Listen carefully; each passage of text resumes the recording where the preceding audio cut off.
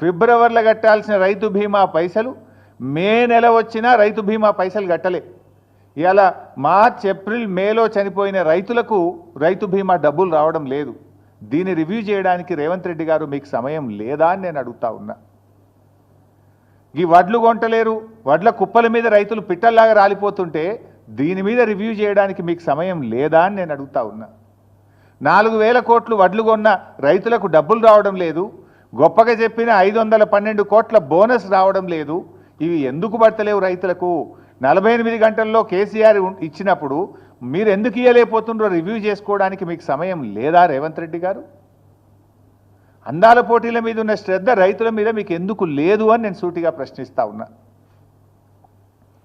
ఇవాళ అనేక చోట్ల నేనేమి రాజకీయంగా చెప్తున్నటువంటి విషయం అంతకంటే కాదు.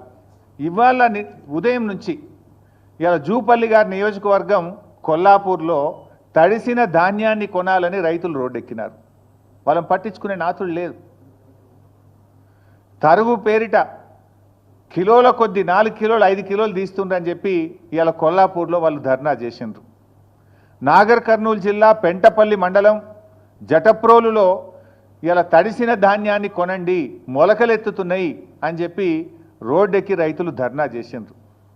జగిత్యాలలో తూకంలో 4 కిలోలు 5 కిలోలు ఎక్కువ పెడుతున్నారు, మాకు బస్తా మీద 5 కిలోలు తీస్తే క్వింటాల్కి మీద 10 కిలోలు పోతుంది అని చెప్పి జగిత్యాలలో రైతులు ఇవాళ రోడ్డెక్కి ధర్నా చేసిండ్రు.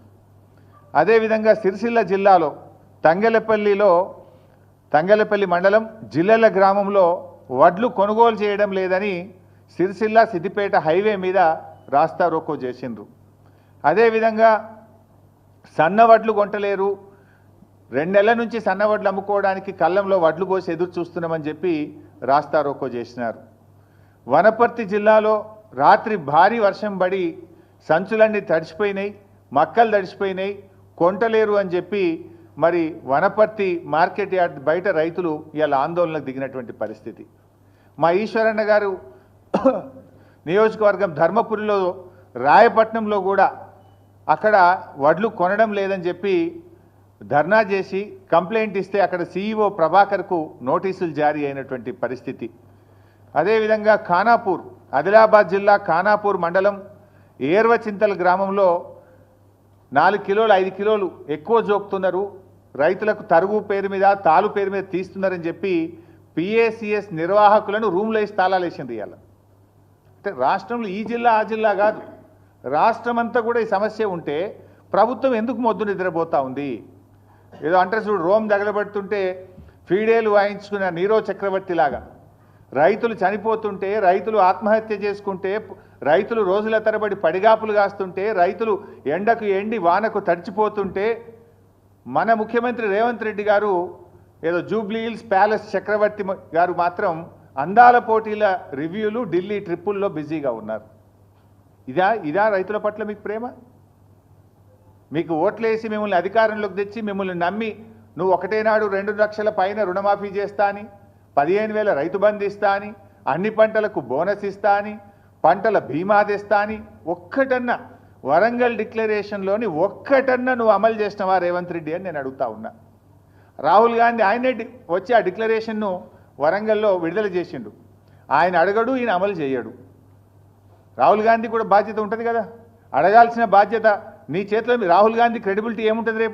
రాహుల్ గాంధీ రేపు వచ్చి ఉపన్యాసం చెప్తాడు, వింటాడా?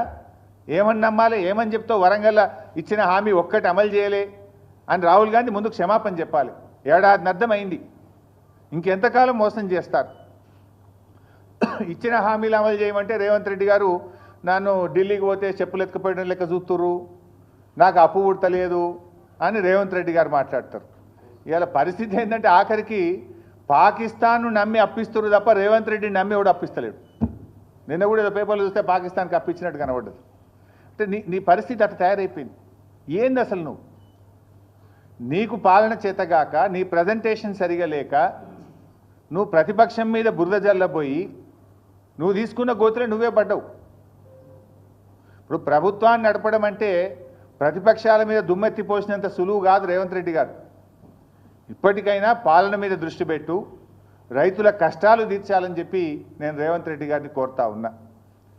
తక్షణమే ముఖ్యమంత్రి గారు రివ్యూ చేసి ధాన్యం కొనుగోళ్లను వేగవంతం చేయండి. నిన్న వర్షం పడ్డది, ఇవాళ రేపు కూడా వర్షాలు ఉన్నాయని వాతావరణ శాఖ చెప్తా ఉన్నారు.